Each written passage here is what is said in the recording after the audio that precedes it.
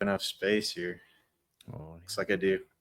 All right, welcome everybody to the Tinker Tribe podcast, and it's my pleasure this evening to bring on my guest, Scott Armstrong. He's Rebunked on YouTube. He's one of the producers on the Grand Theft World podcast, and also does Rebunked Records. He's kind of a Renaissance man. He's got a ton of stuff going on. So, Scott, man, I really appreciate you coming on to chat with me today.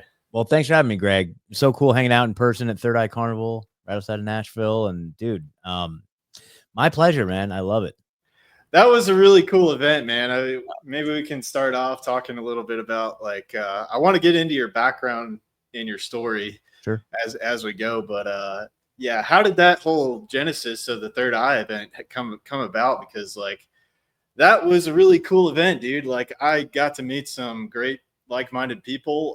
One of the guys that was my neighbor at the event, where we camped out in the deluge that happened out there, ended up living in the same town that I'm in. So, wow. It was really great. I mean, it's so cool when we get together in real life. You form all these connections, or you met people that you didn't even know were in the same town, like that Seven Seas guy. I wasn't really familiar with his work, and I realized he's like pretty prolific, and he lives here in the same town I'm in. So I'm like, whoa, dude. So we've connected since then. And so my understanding is that the Third Eye Carnival came about with Steve, Slow News or AM Wake Up. So you got the hat. Yeah, man. Him and Keese kind of came up with the idea of doing in-person gatherings. And I want to say the first one was in Pueblo a couple years ago, Pueblo, Colorado, at the Blowback Gallery. And that was the first one, I believe. And then the second one was again the following year. And the third one is this weekend. I'm sad I'm not gonna be able to make it.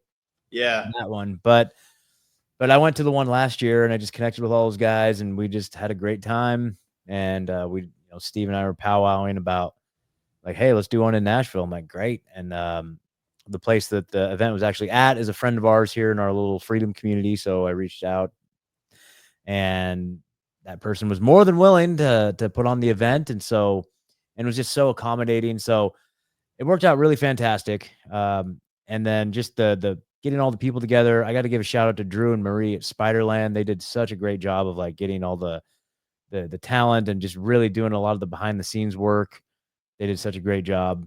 And so, it was a team effort. I was boots on the ground here. Steve was kind of, he was in charge of booking all the talent like Leonardo and Sam.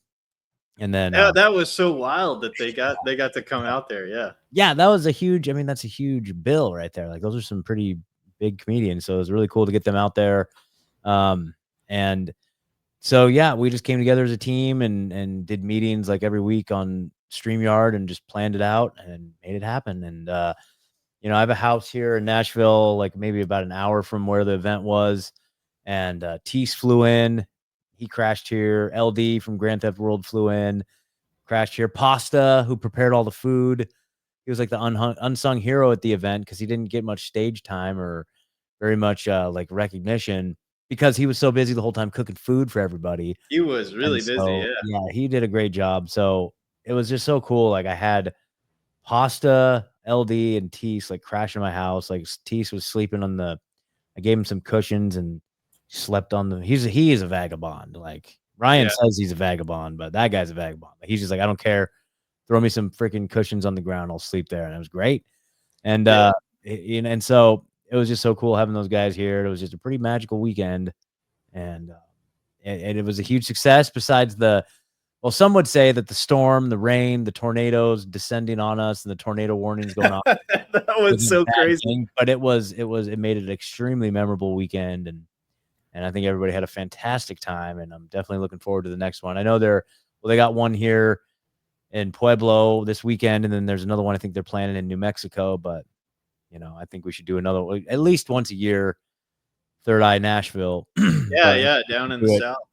Yeah, we got to do it later in the year though. Like, I'm thinking October is the time when, like, I looked it up too. I was like, you guys, we really should, like, it's probably going to rain. I'll just let you know. I was looking at I just did a search online and I was like, when is historically the driest day? The driest day in Nashville. And they said it's October 16th is usually the driest day historically. So I'm like, let's do it like mid-October.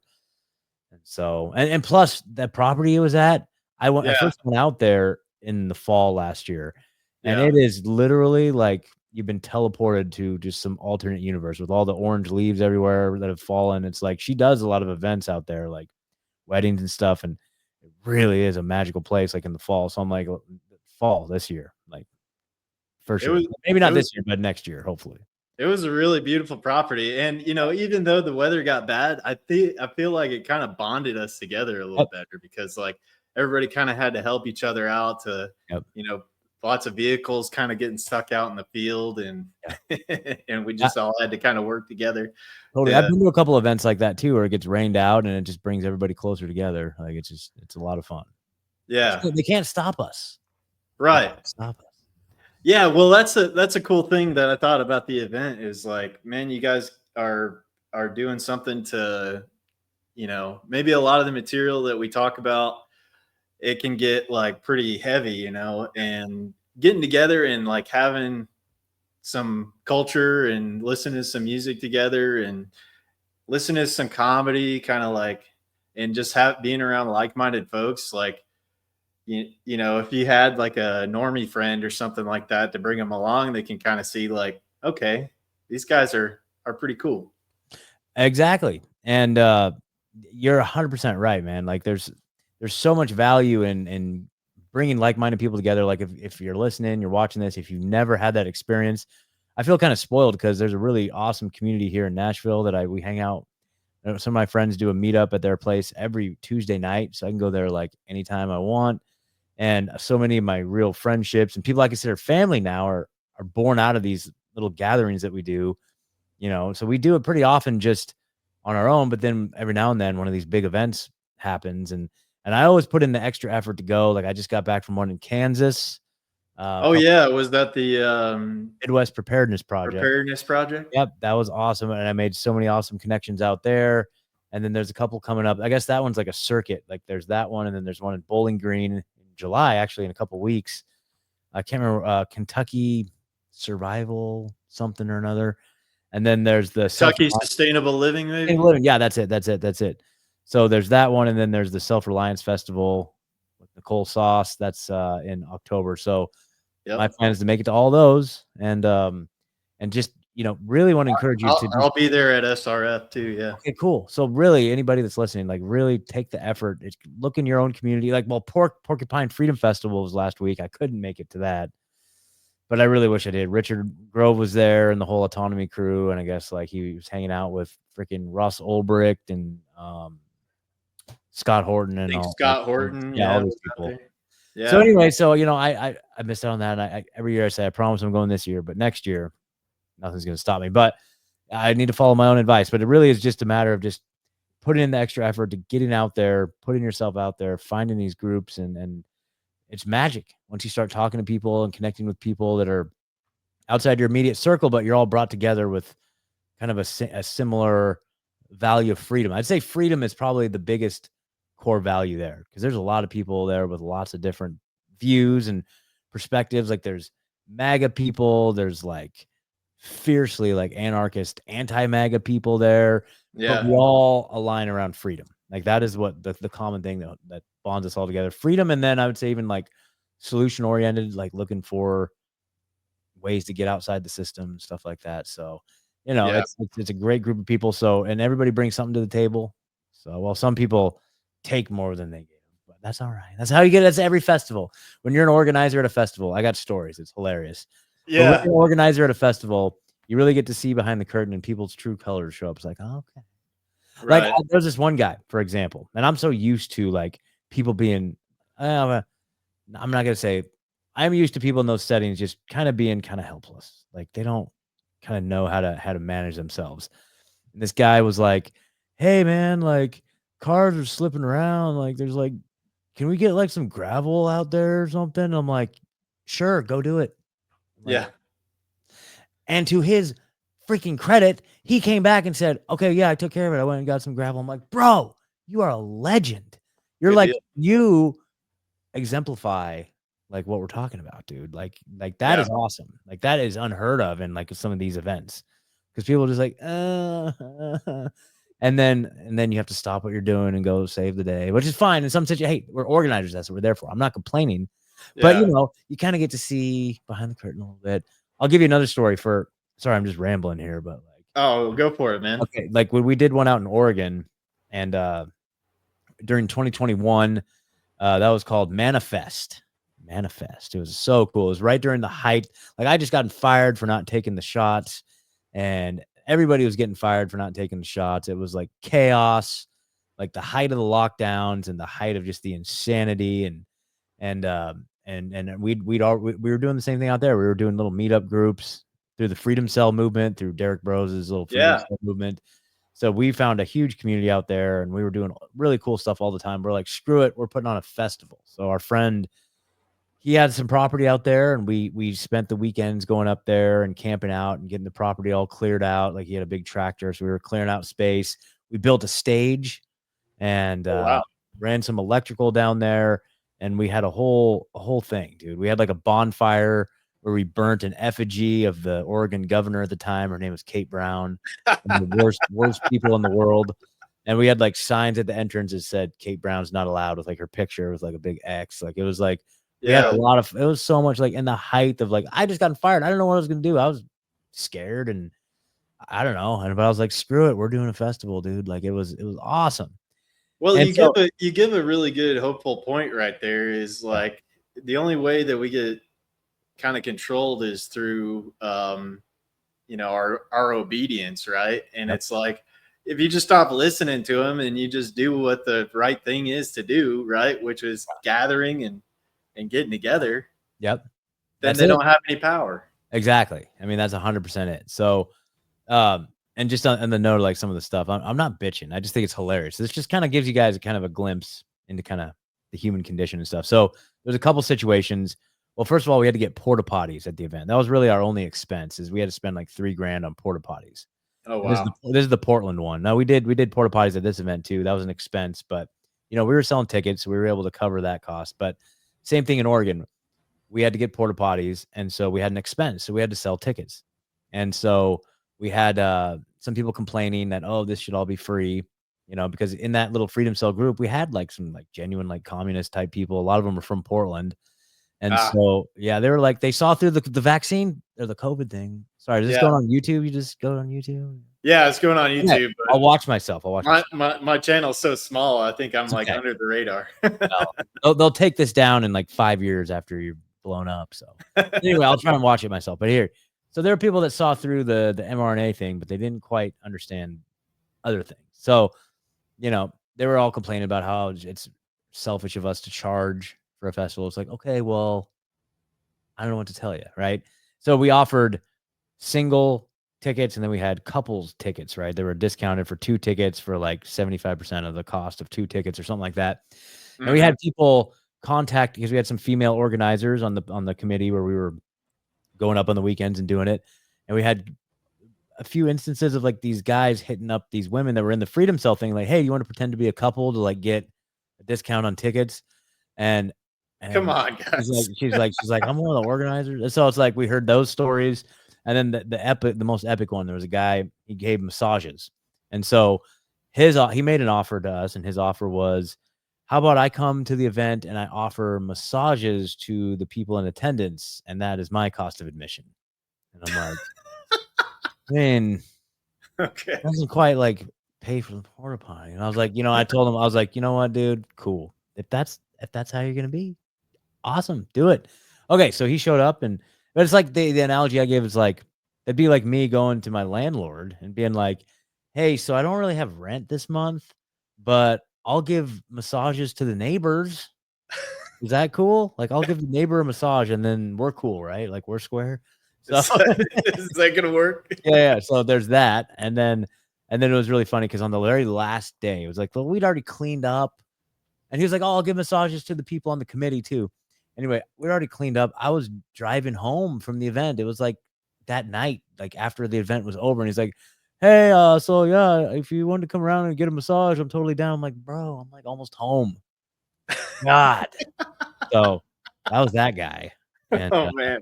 So anyway, so it's really funny because when you're involved in the planning process, you see these things, and it's just like, that's cool. But now I know who you are. But it's like, Right. You kind of but get to it's see the depth of yeah, who you see people really things. are. Yeah, exactly. But by and large, I mean, these people are incredible, and never had a bad thing to say about anyone. Even that guy, he was a sweet guy. You know what I mean? He just didn't probably really. He's probably been like a Portland area communist for so long. He just doesn't understand how things work at all. So but Right. at least he's not afraid of the air. So I got to give him credit for that. But Well, at least he's got that going for him. yeah, but I mean, yeah, these events though, I mean, it is really, I mean, it was during 2020 that I really, well, I'll tell you. So I really started doing these events way before 2020, but in the context of recovery. So I got sober in Okay. 2016, and after being involved in like the 12-step recovery community for a while, I found that I got a lot out of volunteering and helping putting on these because in recovery we do lots of events, like we do camp Oh, outs and okay. picnics and raft trips and karaoke nights, and then usually on each holiday we'll do a big thing like Christmas, Thanksgiving. We'll do like a big Thanksgiving banquet, so nobody has to be alone. We'd get a lot of people that are Okay. fresh off the streets coming in that didn't have a place to go. Same thing with Christmas. And like I found, when I first got to recovery, it was right around Thanksgiving, and I was like a mess. I didn't know anybody. I Yeah. was like super lonely and afraid of, and I didn't have anywhere to go. And so I went to this Thanksgiving event, and I asked, "Do you guys need help with anything?" They put me in the kitchen washing dishes. And I Uh-huh. was like, and then people kept coming back and like thanking me and like giving me hugs and like being so gracious that I was just doing dishes.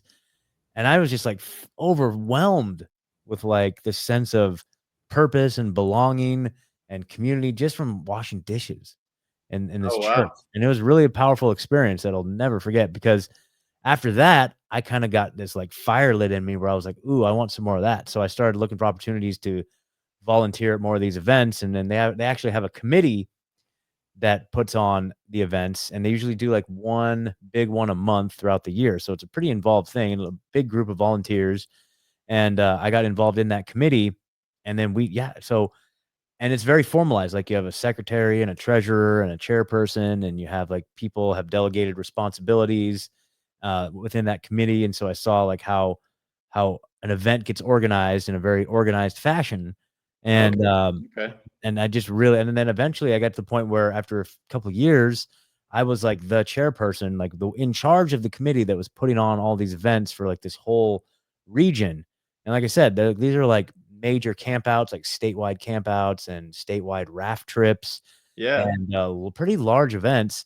And I just that just became like my favorite thing in the world, and I really Wow. just found a home doing that. And so like when COVID came around and we started like, hey, let's do these meetups and let's do this and that, then I was just in my element. And so doing like the event we did in Nashville, like this is Yeah. just that's just what I mean, I love. And now doing it in the context of like the freedom liberty movement with all my podcast buddies, like it's the Yeah. greatest thing ever. So Yeah. So I want to get into that a little bit. So, like, what was I mean, was that a little bit of like how you started kind of waking up to um, more what's going on in the world and doing some deep dives, or did you uh start before that yeah, point? no, I started a little bit before that. I would say the one thing that really kickstarted everything for me, and I attribute it to this movie called Zeitgeist. I think that's what it was. Oh yeah, I remember that when Yeah, that that was came like out. 2010, 2011, somewhere in that time frame, where basically in that movie, what stood out to me was this idea that there was a third tower that fell on 9/11, right? Yeah. I didn't know about that. And that's like, and to me, even to this day, I'm like, that's like the one thing I'll ask somebody that's kind of like, on the fence about things. I'm like, did you know a third tower fell on 9/11? And most people have no idea. Most people don't know. And so Yeah. when you look at the Tower 7 situation, it really, I mean, everything just unfolds from there. It's like, okay, so this building fell for no reason. So there had to have been demolition charges, which means it was pre-planned, which means somebody planned this event, which means whether or not there were planes or hijackers or whatever, this was all orchestrated. And then, okay, now that how does that building fall at free fall speed into itself? Like the physics don't work. You mean And a steel building can't fall from an office fire, yeah, Scott? Exactly. Well, it only happened 3 times in history, and all 3 of them were on 9/11, right? So once you start to like unpeel that, it's like, okay, so they lied to me and they won't tell us the truth about 9/11. Then I'm just like, as Richard says, I was incredulous. I was like, well, this doesn't match everything I've been told my whole life. And I don't know where I went from there. I remember, the one that really shed light on the 9/11 was this movie called September 11th, The New Pearl Harbor by Massimo Mazzucco. It's like a 5-hour documentary that basically addresses all of the 9/11 debunkers, the people that try to debunk the conspiracy claims. It basically refutes all of their claims. And so it's an interesting presentation. And I was like, wow. And so this was in the time of like YouTube where you could watch things. I don't really know where I went from there. Oh, well, I'll tell you where I went from there. I relapsed because I was trying to get sober back then. I relapsed, kind of went off the deep end for a couple years. And then when I finally got sober in 2016, then I got a job, starting from the ground up. I got a job working at this place that makes countertops for RVs. There's like a big RV manufacturing kind of industry out where I was from in Oregon, like Winnebago and then a couple other ones. And so this little mom and pop shop that I worked for actually manufactured the custom countertops that they installed in these Winnebagos and stuff. So my job was just basically sanding, polishing, shaping, sometimes running some of the big cutter machines. Like they had a CNC machine there. It kind of helped with a little bit. So this was like a 40+ hour a week job and got to listen to headphones. And so, yeah, so I, for the first couple weeks, I just listened to music. I mean, probably the first couple months I listened to music until I was just like, I cannot listen to music anymore, dude. I cannot. And even this day, I'm like, I can't just sit and listen to music. Like I got burned out, even though music is a huge part of my life. It's like, dude, you can really shred, man. I saw thanks. some of your stuff that you put out there, and you can really shred on guitar. Thanks, man. I mean, that's one of my favorite things in the world by far. But like, anyway, so I was like, oh, what's this? I've heard of podcasts. Let me try a podcast. So I think the very first podcast I listened to was Joe Rogan. It's because I was like the only podcast I thought of. So I started listening to some Joe Rogan, and then I remember Joe Rogan and this guy named Doug Stanhope did this show called they took over the Man Show back in the day, and I always loved Doug Stanhope. He was such a great, like, he's one of my favorite comedians of all time. Yeah. And I'm like, I wonder if he has a podcast. So I found Doug's podcast, and he was, he pretty much had a pretty, he innovated a lot of stuff around podcasting from my understanding too. Like he was an early guy too, and he's hilarious. But then I don't know what it was, but I believe the next one, and then I started I typed in like conspiracy podcast because I wanted to know more. And I think, I don't know the order, but that led me to those conspiracy guys with Gordo and the Higher Side Chats, Greg Collier, and Tinfoil Hat. So, wow, okay. so I started listening to Tinfoil Hat. I mean, probably I was listening to Tinfoil Hat back in probably like the hundreds, where it was like the first 100 episodes where he had Aaron, where he's like, I don't know if you know anybody knows this reference, but he's like Aaron. He's like Aaron, like in the opening. Aaron from Key and Peele or whatever. That is he had a producer. Teacher. Well, this was when Sam was doing it, I think, out of the Comedy Store.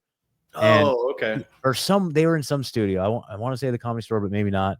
And he had a producer named Aaron. They called him Aaron, way before XG, way before. There was another guy after that with a beard. But anyway, Aaron was like the producer, and this guy did not believe. He would get pissed at Sam for like talking about conspiracies because he's like, this is fucking bull. Are you fucking retarded? Like, so that was part of the shtick, was that it was like before the Brian Callen thing, where Brian Callen is like the doofus that doesn't believe in the conspiracies. Like, yeah, before that format, that was like the organic nature of the show, where this guy literally did not believe anything Sam was talking about. And that's in the opening credits of Tinfoil Hat. Now he's like, open your mind, Aaron, open your mind. Like, that was from like that era. Right? Yeah. And so it was like, so I started listening to Tinfoil Hat back then. And then there was an episode with Higher Side Chats where there was a gal named Sophia Barnett or Fiona Barnett. I can't remember. I always get it confused. I think it's Fiona Barnett, actually. But she's a satanic ritual abuse survivor out of Australia. Okay. And she was talking about Fiona Barnett. Yeah, that's it. Anyway, she was talking about her experience with satanic ritual abuse. Okay. And her story basically talks about being trafficked to some of the highest, most powerful people in the world and witnessing.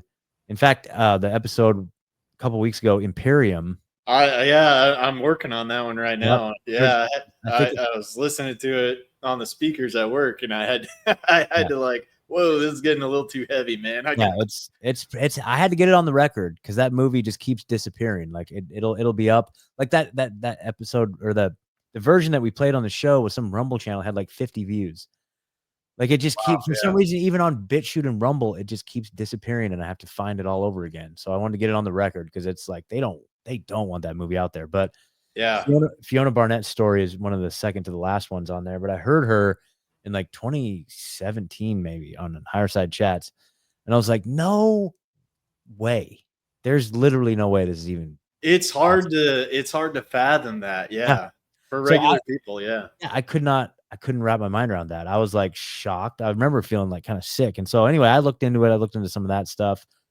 Shortly after that, I came across that movie Imperium, and then I started following the work of a gal named Tracy Twyman. And Tracy Twyman, who had she was a regular guest on this show called what's his name? Clyde Lewis. Can't remember the name of his show, but he's based out of Portland. He was like a FM.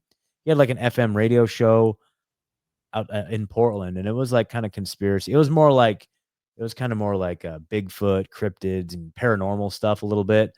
But yeah, he had Tracy Twyman on, and she was talking about how she was investigating a lot of these, a lot of the child trafficking stuff. And but she also was like, in her own words, like conjuring demons. She was like literally, she was trying to interface with the dark side. She was trying to, like, she said that she had conjured like Baphomet and was like having direct conversations with Baphomet and all these demons. Like she was intentionally trying to summon demons to like get information from them and stuff, dude. And so I yikes. think she got so far down the rabbit hole. And I was listening to her and I was following her work and I was like, and I was looking at all this stuff. I was looking at, and there's like around Pizzagate. So I was like deep down like the child trafficking rabbit hole, dude. And like, Yeah. and then Tracy Twyman, they found her hanging in her garage, dead. And of course, they said it Whoa. was a suicide. And I remember Clyde Lewis like coming on the air. He was crying because they were good friends. And so I remember when that happened. And I've kind of looked into her work further since then because but she just I don't know. I mean, in that situation, because we attribute a lot of these suicides, quote unquote suicides, to like foul play, right? But in her Yeah. case, I wouldn't, because she was so like the stuff she was looking into was so She dark was that deep into the dark stuff. Yeah. that I was like, it was too much for me, even just as a person following her work. And I found myself in this like really kind of dark place myself around all the child trafficking stuff. And I was just like, I just pulled out. I'm like, I can't do it anymore. And of course, okay, so I started listening to Alex Jones around this time, like 2017. He started getting in my rotation at that job. And then so at this point, I was like, okay. And then Epstein happened. Epstein didn't kill himself. That was 2019, like the 2 days Yeah. after my birthday in 2019. So I was like, I know exactly when that happened. And then around that time, all of the yellow vest protests were going on, and the Hong Kong protests, and then like the storming Area 51 was around that time. They're like, hey, they can't stop us I all. remember that. Yeah. Storm Area 51, they can't stop us all. And there was like these worldwide protest movements, people just rising up against their governments all over the world. Like it didn't really hit the United States that much, but I remember following that because it was France is kind of where it started. But I remember seeing posters of every single major European city. They were doing these yellow vest protests, and it was Hong Kong at the same time. Like the people had like the Jeffrey Epstein thing like snapped everybody's mind at the time. Like now it's so funny how they're trying to whitewash it. Like Dan Bongino's like, oh yeah, I don't know, man. Like there's nothing to see there. If there was something there, I'd tell you. And it's like, oh, we just found all the footage, by the way, after this Google VO AI thing comes out. Like it's like bullshit, dude. I got something for you. This is crazy. I'll shoot it to you in the chat. I mean, actually, you'll see it in the Grand Theft World episode from last night. But this Okay. dude basically proves that so much of the footage they put out around October 7th is all AI, dude. He Oh, breaks it down, dude, and I'm watching. I'm like, oh no, it literally is. I Like, think I caught some of that. I was hearing it, but I didn't see so what was dude, getting thrown yeah, out there. check that out. But it's in the episode from last night. But anyway, so so there was this huge, huge thing that happened in 2019, and people were snapped out of their slumber with Jeffrey Epstein. I think just normal people, everybody was waking up, and there was this like uprising against like world governments, and they're like, no, we can't be having this. And then it was like, boom, 2020. Yeah, Right. yeah. And so luckily, because of all that, because of like me listening to like Alex Jones at this point for like maybe 3 years every day, you know, and Yeah, and he was the man back then. I don't know. he was It's getting harder. It's getting breaking it down. Yeah, it's getting harder and harder to defend him these days, but I still got a lot of love for him. And I think like Owen Schroyer does a great job. I got a lot of love for InfoWars. A lot of my buddies work there. And but Alex, dude, it's like, come on, bro. But I still got a lot of love for Alex. I'm not gonna talk shit at all. Much respect. But Yeah. but anyway, so luckily I had all this frame of reference to see the lockdowns for what it was. Because in Oregon, they locked down hard. And the second Oh, that okay. happened, Yeah, that was I was in that Oregon at that time. Yeah. And you so were when in that Oregon around that time. Yep. So when that happened, I was like, oh, this is that New World Order thing that they keep talking about. Like, that's what I was like, dude, this is What nothing to do with a freaking virus, dude. That's for sure. I was saying that around that time, Yep. and I caused a lot of division in the people around me. Me too. And because, yeah, like yourself, I had been primed and understood that that was, a big possibility that they were gonna do something. Yeah. And I think you could kind of just feel it in the air before then. I like kind of Yeah. went and totally left a career I was in around that time, around 2018. And I don't know, I just kind of felt like there was something, just because when you're getting primed with all that information too, and you can see what the big plan is, I was like ready to like go off the grid, man. And that was what I did for a little bit. Really? Oh, dude. Okay. I got one for you. Have you ever seen the movie called The Conspiracy? It's just called The Conspiracy. No. It's made it. So type in The Conspiracy 2013. Okay. And it's one of the best movies ever. It's so good, dude. They did such a freaking good job. And I'm not a big movie guy. I don't even have a TV. You know what I mean? I got this computer monitor. That's the closest thing I have to a TV. But it's like, dude, I've seen it many, many times, and it's so good, dude. It's like a mockumentary about these guys. It's made to look like a documentary, but it's like a scripted, acted film. But Yeah. it's portrays these guys who are these two documentary filmmakers that are they go out to make a documentary in the movie about this guy who's this crazy kooky conspiracy theorist like in New York, and he goes down to the park every day and he stands outside of Wall Street with his megaphone, and he's got all these like sandwich boards set up in the park, and he's talking about like 9/11 and the Federal Reserve. And these documentary filmmakers are just these two young guys, and they're kind of like making fun of him. You know what I mean? They're like, oh yeah, this guy. So they set out to kind of like make fun of him a little bit. And Okay. then I don't want to give anything too far away, but it's like, and then they like some pieces come together and they're like, oh shit. Oh crap. And it's dude, and whoever wrote it knows their shit. It almost feels like it's the New World Order who wrote the movie just to kind of send us a signal, a message. Because at the end, it's kind of like, oh, did they just send me a message? Like, you know what I mean? Like, Do you kind of get that the more that you get into this? yeah, Is like it's like we're being like you said, they're rubbing in it for the people that can see. They're like rubbing it in our faces. yeah. Like, Oh, I mean, it's obvious. It's obvious in many ways, but this movie, it feels like it's a fictionalized account. But you'll see what I mean by the time you get to the end, like the last scene. It's almost like an ominous like, don't get too far down the rabbit hole, boy. Like, like it's very, but dude, it is so well done. They oh, okay, I'll have to check it out. and it's a legit like thriller, dude. I don't know. I don't know why this movie isn't like huge, but I'm not very many people have heard of it. But you reminded me of it because there's a scene in the movie where these guys are just starting to wake up, and that's the only thing I'll say about it. I'm not gonna like give anything else away, but like they're these guys are starting to wake up, right? And there's a scene where it shows the one guy like looking at like off-grid communities. Like he's like, oh, we got to get off grid, bro. Like we got to get out of the system. So it's like that's just the natural progression when you're in your truth journey. And they encapsulate it in that movie where it's like you realize, holy shit, we got to get our own land outside the city. Like Yeah. it's just part of it, dude. And I have that strong urge myself. So yeah. but Well, I mean, I gave it an attempt, but yeah. it was one of those like you guys talk about and Richard talks about the Dunning-Kruger effect, where you vastly overestimate your capabilities. So I got out there and realized, like, dang, I do not have all the skills required to do this. So I had to go back and get a city job. Okay. So that's where I'm at currently. Well, here's what I'd say to that. So this is kind of what I do. And this is, I mean, do you have like a community of people that you guys hang out with and get together? Yeah, actually, during when all that stuff was going down, I think Derek Bros probably in 2021 did the first Greater Reset. Oh yeah, and I had made my rounds to some of the conferences and stuff. I went to Anarchadelphia in 2019, and then I went to Anarchapulco in 2020.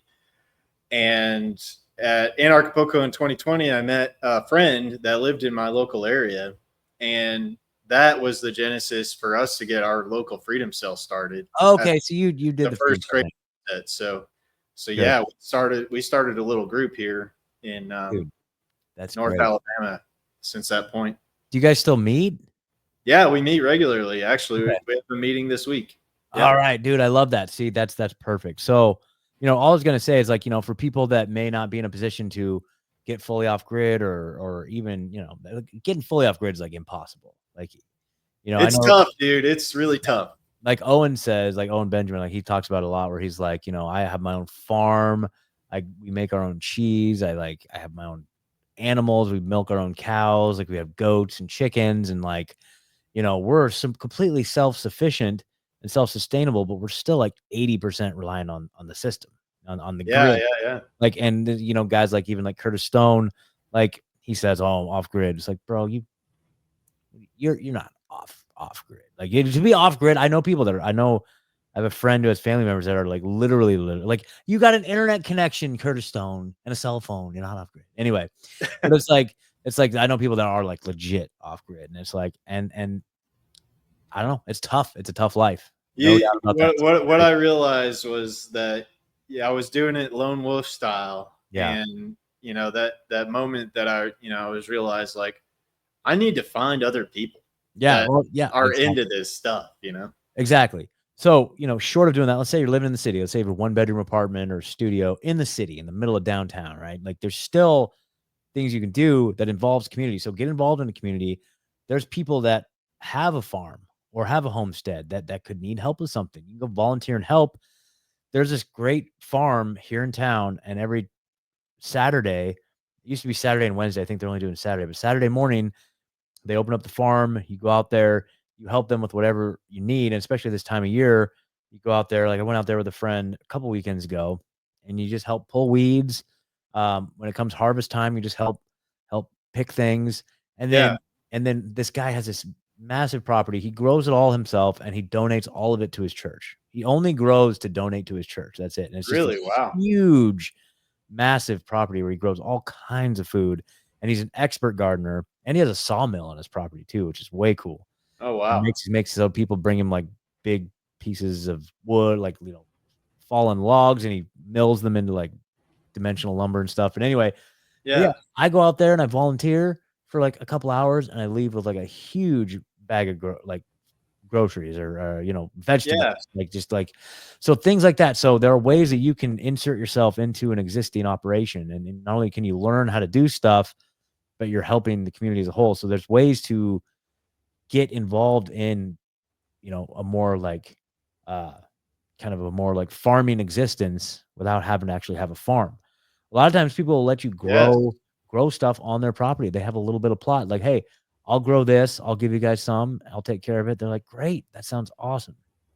So there's ways around it too. So Yeah, that's what I like to talk about a lot on this podcast is people that are doing that kind of stuff. And the last week before last week I had on the previous week, um, um, one of the ladies came into our Freedom Cell group and gave a presentation.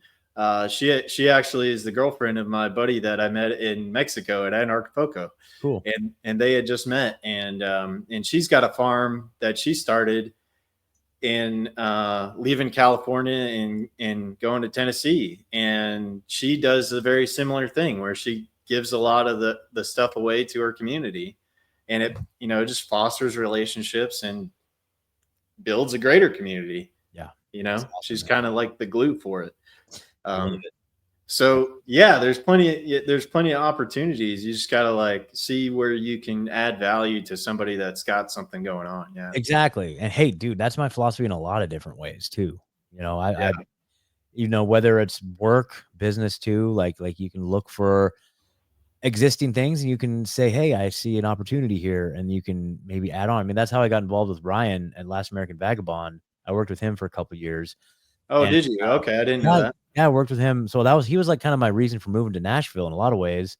Oh, really? Yeah, I'd already picked Tennessee as a destination, but I was looking at Chattanooga because there was like a big Freedom Cell community out there. So I was gonna just kind of plug in with those folks. And I'd interviewed Ryan before, and of course I followed his work. And so I texted him and I said, hey man, I'm gonna be coming through, moving out to Tennessee. I'm probably gonna be going through town. I'd probably stop in Nashville for a couple of days. I'd love to like have lunch if you're available. And he texted me back and said, well, if you decide to move to Nashville, I've got stuff I could use help with. And I'm like, okay, well, I guess I'm moving to Nashville. So that was kind of the reason why I moved to Nashville, was to work with Ryan. And he, cool. it started off with him just being like, you can use my studio because you can like do your show out of my studio. And I was like, oh, that's like huge, like status points. So I remember back during those days, I'd be like, this is Scott Armstrong and Rebunked News coming at you from Last American Vagabond Studios, so that was cool. Bragging rights for sure. But the more we got to know each other, became friends. And I was like, but how can I be of use to, like, what can I do to like help his operation? Yeah. And so what I decided was like, hey, let's start a Substack. Let's start the Last American Vagabond Substack. I'll manage it. Okay. I can, a combination of like, I wrote tons of articles for like original articles, but I can also bring on contributing authors to have them write articles, feature your work, do like clips and stuff like that. So it turned into this thing where, and this is the lesson for everybody out there. So we created this thing that didn't exist before. I managed it 100%. We got it was like a subscription based thing, because every now and then we would do like, paywalled content. So it incentivized people to sign up, and it grew to a pretty decent thing, revenue wise. And the deal was we would split 50-50. So from Ryan's perspective, nothing's changed in his world. He doesn't have to lift a finger or do anything. And all of a sudden he's got this revenue, like this free new revenue stream coming in. Yeah. And to me, it was beneficial because, hey, I'm putting in, wasn't even that much work. I'm putting in this work, managing this new thing that I created for him using his social capital. So he's built up a lot of, followers. Yeah. Followers, recognition. And so I can take that and leverage that into building something new that's extremely mutually beneficial for both of us. So yeah, things like that, where it's like, if you see an opportunity with something that's existing, you can offer your skill set to that in order to create a very mutually beneficial situation for everybody. So that's just a microcosm of an example of somehow where you can, if you don't have the resources right now, if you don't have the resources, or if you don't have like a big following, there's, I did the same thing with Miriam Hanane. I'm talking in talks right now about launching a Substack for another platform. Let me say, I'll tell you off the air. It's okay. I'm trying to keep this one on the DL. Yeah. But yeah, so it's fuck, I'll tell you. Okay, so it's so I worked with Unjected for a while, the unvaxxed dating app. I was gonna get there. Yeah, I was gonna ask you about that. Actually left a couple of months ago, but I'm actually may go back. Like, we had a little thing, but it's all cool now. Shelby and I are super cool, the founder. Tell me what that's about. That's like a dating app for people that didn't want to take the vaccine. Correct. Yeah, she started it in May of 2021 at the height of the injection insanity, and it's basically, if you picture around that time, it was like the most persecuted population of people in the world was people that didn't take the shot. So yeah, man. yeah. I was able to resist it myself, but it was getting close. Like I was getting close to potentially losing my job. I didn't realize that the guy that is my friend that got me the job, he was really pushing and threatening to start a different business if they really pushed it on us. So yeah. So that was pretty much how that came about. And then there was all these questions about whether or not it's going to change your DNA, or, and then, you know, if that gets passed on to your kids. So there's a lot of questions about that. And so she wanted to create this platform. And I came on to help her produce a podcast. So we started the Unjected Show. And then I kind of got more involved with the operations and became like, her right-hand man basically in a lot of ways. And, but I don't work there anymore, but we're talking about maybe trying some new things with the platform. So we'll see. But while I was there, I got some folks reached out to me from whitedate.net, whitedate.net. Okay. All right. I'm familiar with them.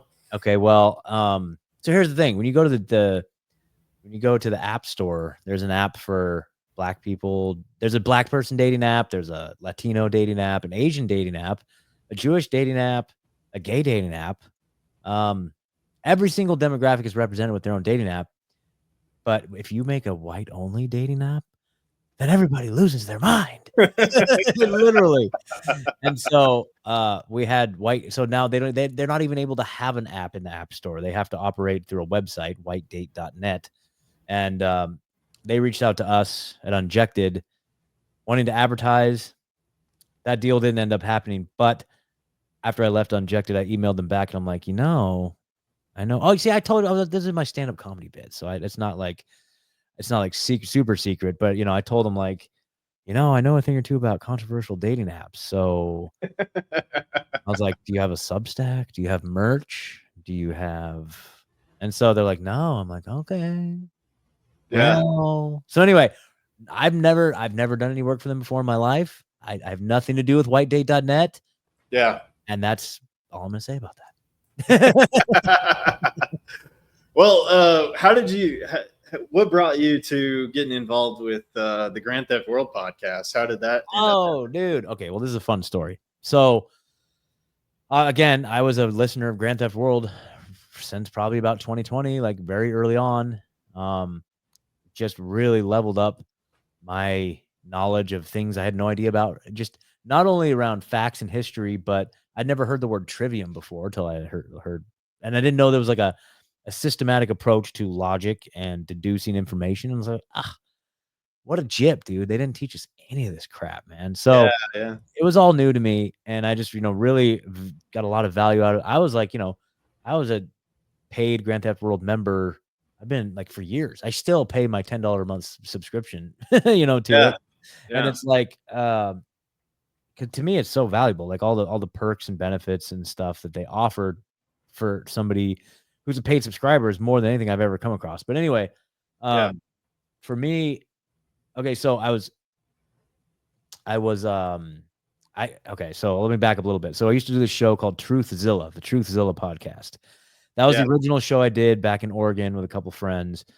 And early on in that whole journey, I got in touch with Rob Dew, who's the senior producer at InfoWars. And I'd heard on the No Agenda show, the No Agenda show, right? Adam Curry's show. Yeah.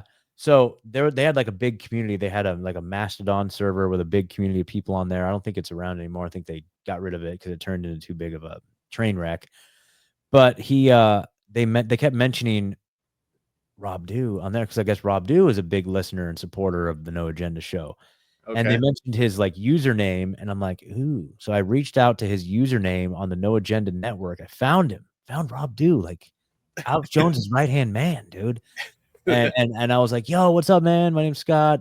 We have like a tiny little baby podcast, but I'd love to have you on. And he agreed. And he was like maybe episode 40 of like our podcast, right? And we were just little baby podcasters, had no idea what we were doing, but here's Rob Dew's on the show. And I'm like, what the heck, dude? This is incredible.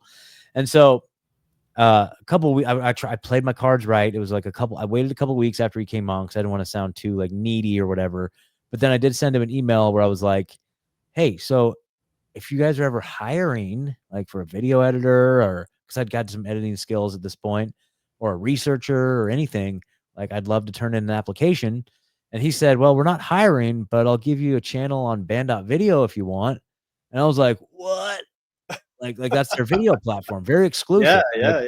And at the time, that was fairly early on in Band.video. There wasn't that many channels on there. It was like, all the InfoWars programming, and then I don't know, dude. Like David Icke, maybe it was on there. I think it was even before David Icke, dude. Like there was like, let me see. I can't remember wow. what some of the original ones were. I think like Jamie Deluxe was on there, and oh yeah, Jamie Deluxe. It was like the Flyover Conservatives, and I don't know. I'd have to just browse their little thing if I can remember some of the OGs that were on the Paul Joseph Watson, Christy Lee, Counterspin, Project Veritas. You know what I mean? It's like Project Veritas, freaking Roger Stone, like these big, huge shows. Yeah. And then if you're scrolling down, there's the Truthzilla podcast. And I'm like, what is going on here? I felt kind of guilty. Like we skipped the line in front of everybody. There was no Charlie Robinson. There was no none of these people had channels. Like Jason Burmis wasn't even on there, and he's like OG InfoWars. I was like, damn, this is crazy, you guys. So I had like a little bit of I mean, it's a really cool story because it's like you never know until you ask, right? I know, dude, exactly. And so I felt like a little bit of stolen valor there, but no, we just made it happen. It was great. People gave a shit. They're like, who the fuck are these guys? And I'm like, I know, but just like, give us a chance. Fun. Yeah. So it was fun. And so I had opportunities to go to Austin a couple times. We did this thing. Well, they actually InfoWars put on this big barbecue thing in the park. So we flew down there, and I don't know what it is, dude. Rob is such a good guy. He was on my album. He's just ever since that first time he came on our show, I feel like he's like been rooting for me or something. And we've become buddies, dude. I go to Austin maybe like once or twice a year for various different things, and I hang out with him every time. I saw you in with Rob Dew talking Clip Genie for Alex. Yeah, exactly. So this last, and Clip Genie ties into this story. And I know you asked me about Grand Theft World. I'm getting to that. Yeah. But basically what it was is like, when I go to Austin, I like go to Rob's house, and like I went with like Matt Baker and we like and Frank Kavanaugh, and we like swam in Rob Dew's pool. He like invited us over to like swim in his pool. Like I'm like, this is crazy. So he's just like the coolest dude ever. Yeah. And he's become like a friend. It's crazy to say. Anyway, so the first, I don't know if it was the first or second time I was hanging out with Rob, but I was like, I was hanging out with him in person. I'm like, now listen, Rob, I'm not ever gonna be the guy that's like, oh, you got to get this show on Band.video. Oh, you got to get that show on Band.video. I'm not gonna be that guy. I'm not gonna bug you with this. But I was like, but I'm telling you right now, there's one show out there that you absolutely have to have on Band.video. And he's like, what's that? I'm like, it's Grand Theft World with Richard Grove, dude. Like, it has to be on there. And he's like, okay, cool. Yeah, put me in touch. No problem. So I got him in touch with Richard Grove. I remember emailing, like, I was like, I like sent a thing to like Tony and Richard Grove. I'm like, you guys, like, give me your contact. I'm gonna get you hooked up with Band.video. And they got a channel. So they got hooked up. Oh, you were the genesis of that. Yeah. Wow. So I got them plugged in on Band.video. And Richard was so grateful that he gave me a scholarship to autonomy. So, oh, no way. Yeah. So I got a scholarship, and I got to take the autonomy course. And he tells his story a lot on the air. You know what I mean? It's like he's very happy that arrangement. Yeah. And then I went on and took the course and took it seriously, and I got a lot out of it. And so now I'm like an ambassador of the autonomy course. Yeah. And I learned about how to like set up a meeting with somebody, how to do like a pitch meeting, how to do all these things. And then Clip Genie came along. And again, that was born out of the No Agenda podcast where oh, really? Yep. So the guy, Sir Deanonymous, he had already made a version of Clip Genie for the No Agenda podcast. It was called bingit.io. Oh, and okay. Because No Agenda is only audio, is audio only. I was actually working with Ryan at the time at Vagabond. And I was like, dude, we need like a Bingit.io for Vagabond, Last American Vagabond. We need to get all of Ryan's stuff searchable so you could find like where he said everything. So yeah. So I approached Dean, and I was like, bro, do you have any, is there like, I love what you have here. Is there a way that we can adopt this to video? Like, can we take someone's Rumble channel and index it like that? And he was like, maybe. You think anybody would be into that? I'm like, yes, 100%. So he got into development and he figured it out. And so then I was like, here, let me go one step further. Is it now then possible to, let's say, once you find what you're looking for, can you export a clip of it right there, like on the website? And he figured it out. So he's the genius. He's the guy that figured it all out. I was just like, kind of like came up with a couple ideas initially. And then we came up with the name Clip Genie, and because the URL was available and all that stuff. But anyway. Okay. And so we had a working version of it for my show. And I feel like there was another show, but I can't remember off the top of my head right now. But no, I think it was just my show. We had a working version of it with my show. And that's when I set up. Oh, go ahead. What was the next integration? Was that with Grand Theft World? Well, so that's what I'm getting to right now. So so in my mind, so I'd actually left Vagabond at this point, Last American Vagabond. And turns out Ryan wasn't interested in it.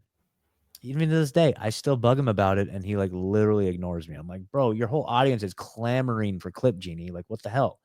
But anyway, that's neither here nor there. But anyway, but I was like, I know a show that's definitely gonna want this. And so I got on Richard's schedule, as he says, and I booked a meeting with him, and I showed up, and I had a whole presentation. I had the Clip Genie, the demo version of it and everything. And I showed up to the pitch meeting with the guy who taught me how to do pitch meetings. And his whole staff was there, they were all like sitting there, and I was like, oh damn, I was like kind of nervous, and I showed him Clip Genie, boom, boom, boom, did my whole presentation, and Richard was just like, yeah, of course. Like, I knew, like, his response to my presentation was, I knew within the first minute that I was going to say yes, and also, what do you do on Monday mornings? And I'm like, I don't know, work, and he's like, okay. Because Tony's going to be leaving the show and we need a new co-host of the show. And I was like, oh, damn. So I got offered to be the co-host in that pitch meeting for Clip Genie. Oh, that's where it happened. Wow. Yep. So it's like, not only did I close a deal for Clip Genie, but I got also offered the co-host slot on Grand Theft World. Wow. You're so great on there, man. I really enjoy you on the show. I mean, I got to admit, like, even to this day, like, I'm very self-conscious about it. Because, for one, trying to fill Tony's shoes, Tony Myers. Yeah. I still get people that give me shit. They're like, let's bring Tony back. Who's this guy? It's like, and I was very self-conscious about that in the beginning. I had a lot of self-doubt. I had a lot of inferiority complex type stuff going on. Like, there's no way I could do that. And really what I got to a point where I realized that, not everybody can be that. And I have my own things that I bring. I can crack jokes. Right. I'm pretty like quick on the fly when it comes to pulling up info and then what I've come to find now is that like the networking aspect, all the networking I've done over the last like 5 years, I have this vast network of people that I can pull in to bring on as guests, So these are all like people that I've interviewed before or colleagues, or some of them are like good friends now at this point. So anyway, I bring something different. So it's different. If people are expecting the same thing, it's unrealistic no matter what. Like when a personnel change happens, like I remember that during like Tinfoil Hat. So Tinfoil Hat, Sam had this other co-host. He was cool. It's like the guy with the beard. They had great chemistry. He knew a lot about conspiracies. So they had this really good back and forth. And then he left the show and they brought in this guy named XG. And I'm like, and I remember listening, I was like, Sam, this guy's literally retarded. Why are you bringing like a literal retarded Mexican onto your show, dude? And I was like, you could have picked me. At least I know. Like I had that feeling. Like you should have picked me, dude. I'd be so much better than. But of course, now XG's great. It's the shtick of the show, dude. It's like he completes the circle. You have Johnny, kind of the book nerd guy. You got Sam, and then you got the retarded Mexican. It's great. It's a great format. It's a perfect format. Yeah. I shouldn't say retarded. I should say stoner. And actually, much love. I'm not talking shit, dude. Like it's like, but you know what I mean? It's like, so it's kind of like that. I'm kind of like the XG, the retarded Mexican guy that comes along to replace the former guest that everybody liked. So that's me. Okay, so it's like the same thing. And so you guys just hang in there. And so that's what I'm saying. It's like I tell myself I bring a lot to the table. I try to talk about solutions, focus on bigger picture things, not the Yeah. focus on the white pill. I can't recite like Greek philosophy and all that stuff like you know what I mean? But I do bring something different. You know what I mean? And so Yeah. the show's evolved because of that. And I'm glad that people, stuck with me. I'm grateful. But that's just being real, dude. Like I was like, I love that you guys have got like into the more of the comedy aspect of things, because Yeah. like I think you guys mentioned it on one of the episodes. It's like, if you're gonna tell people the truth, you better make them laugh. Yep. Oscar Wilde Well, quote or whatever. Exactly. Well, dude, Richard's so damn funny, dude. Like he is Yeah, dude, he's he a does. genius. He cracks me up. And you guys with the soundboard, getting that going. Yeah. with Oh the- yeah. Oh yeah. My God. I didn't mean to hit two at the same time. Hold on. This isn't Grand Theft Auto, folks. This isn't a video game. Hold on. I got more. Logic. Now, what the hell is that? Yeah, my favorite. My God. My favorite is you don't even gotta think about it, dude. You don't have to think about it, dude. Yeah, I got him right here. Take it. My other favorite one. Hold on. Here we go. Well, he's dead, so Oh yeah, Gates. Well, they're like, so what's up with you and Well, Epstein? And he just well, goes, he's dead, so this is the best response ever. It's like, so It really helps out because, like, the information, it's like, whoa, man, this is so crazy and heavy to take in a lot of times. And it's like getting that little comedy break is like, I know. so great. It's like, yeah, we're talking about like, just genocide and dead kids and Gaza. And then you just go, You've never been. and then it's like, You've never been there, Oh man, when you guys said, like, I've carried that over in my life too, just saying, but you've never been. Yeah. So I mean, it's great, dude. You gotta, yeah. So we yeah, have to have that, because it's like, it's either you laugh or you start to just sob and get blackpilled, man. But like, there is so many opportunities. Like you've shared a lot of them in our talk here, and it's like, if you can focus on those things and what you can control and what you can do, like, and you just got to keep moving forward, right? Yeah, absolutely, dude. And the only other thing I'll say, and maybe I'll just wrap it up with this, that like and I wrote an article about it recently on my Substack, rebunked.substack.com. I haven't posted in a minute. It might be one of the most recent ones, dude. I haven't even done an episode in like 2 weeks because I've been so busy, dude. And yeah. It's really busy. Yeah. It's sad that the podcast is the one thing that kind of falls away when I do get super busy, but I'm sorry. That's just how it goes sometimes. Yeah. You know what I mean, and I'm grateful for the people that do support me, but it's like, until the day I can support myself with the podcast, I got to focus on the stuff that does support me. So anyway, no excuses, but really the biggest thing that I learned out of all this is, and it sounds like you've had this experience too. You know what I mean? Like you said, you got close to the brink of having to make a tough choice, but you stuck to your principles. And to me, that's the number one thing. Is that no matter what, I think that's what separates us from, I try to kind of ponder this in that article. Like, what is that one thing, like when you're a truther, a person who's like seeking the truth, a person who resonates with the truth, what is that one singular thing that kind of like unites all of us? Because we all have different backgrounds, different perspectives, different ways of coming to different conclusions. And we have different conclusions too, but still there's this one singular thing that unites us.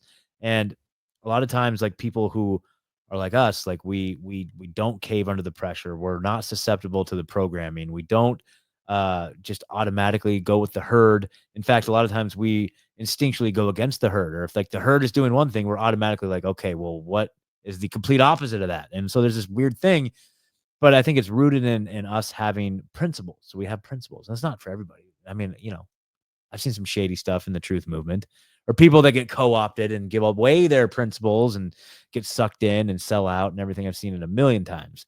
Yeah. But those of us who are true to the game and true to the truth, it's got to be like, to me, it's this unwavering, and it's like not getting involved with politicians. Like I'm not going to like outsource my anything to like a politician or an Elon Musk or anything You like mean that. you mean the government's not going to solve the problem of the No. government? No. It has to be rooted in principles. Like, this is what I believe in. This is what I stand firmly on. I mean, in some cases, is what I'm willing to die for in a lot of ways, right? And Yeah. so when you have those principles and they're unwavering, a lot of times it doesn't conform to what the world expects of you. And so in order to hold on to those principles, you have to suffer consequences. Like for me, like the shots, like having to hold the line and not being refusing to take the shots, even if that meant losing all my friends, family, losing a job, I still was like, no, under no circumstances. And so there may be consequences to you sticking to your principles in the beginning, but give it time, because that will ultimately deliver you to where you're supposed to be. Like for me, if I would have taken those shots in order to keep that job, I right now would be a social worker in an office in Eugene, Oregon. Yeah. Dude, I can't even Yeah. imagine what kind of hell that is. Now I get to live a life beyond my wildest dreams in Nashville, Tennessee. And it's because I stuck to my principles and I did not give them an inch. And so that's the lesson, dude. Like if you guys are going Yeah. through whatever, don't compromise your principles under any circumstances, because it may be scary at first, but I promise you it will reward you in the end. And I've seen it over and over and over. So. Man, that's a great thing to leave on, man. Scott, you said you had about an hour, so we've gone a little over an hour. All good, dude. Yeah, let people know where people can find you and follow you and support you with Sure. everything that you have going on. Thanks, man. Yeah, if you go to rebunked.news, it's just basically a link tree. I took down my old website because it was garbage. And so it's just a redirect to my link tree, and you'll see the podcast. You'll see the clip genies. We made an Alex Jones clip genie recently. So that's why I was on the morning show there, because I was in Austin already, and Rob invited me on the morning show because that was fun. Because he was covering, and yeah, that was fun. So anyway, there's the Substacks there. The Substack is basically my email list. So you sign up for free and then you get on the email list. So if I have any announcements or anything, I'm not going to spam you, but just sign up for free on there. And if you choose to support, you can become a $5 a month subscriber on there. And that helps me a lot. And I do every now and then like a premium video or something. I've got some actually pretty legit premium videos on there. I confronted Del Bigtree to his face when he was drunk about terrain theory. And Really? that's a premium. So Rob Dew, when I was last there, invited me to Del Bigtree's birthday party at Del Bigtree's house. So I got to go to Del Bigtree's house. By the end of the night, Del was a little drunk. There was a group of us standing there, and I kind of called him out on terrain theory a little bit. Did you? And so yeah, so I have a bonus episode on there telling about that whole story. So anyway, but the Substack, it is totally free, but that is like what I put out there as a way to support me if you guys want to support my work. So other than that, man, I just really appreciate what you're doing and helping. Every one of us is important to have a node of information to get out to the people, you know? And so happy to come back anytime, dude. Well, yeah, I'd love to get you back sometime. Thank you so much for being so gracious with your time. My pleasure. And really appreciate you coming on my podcast, man. So, of course. And then hang around after we end the recording here, and let me make sure that I got all your links and everything so I can get them in the video description. And thank you guys for watching. If you like this content, like share it with somebody that can get value out of it, and hang around and subscribe to the channel. And got more folks lined up in the future to get some more solutions out. So appreciate you guys. Thanks for hanging out, and we'll catch you on the next one. Thanks again, Scott. Thank you, buddy. Hell yeah. Stay free, everybody. Cool. Hold on.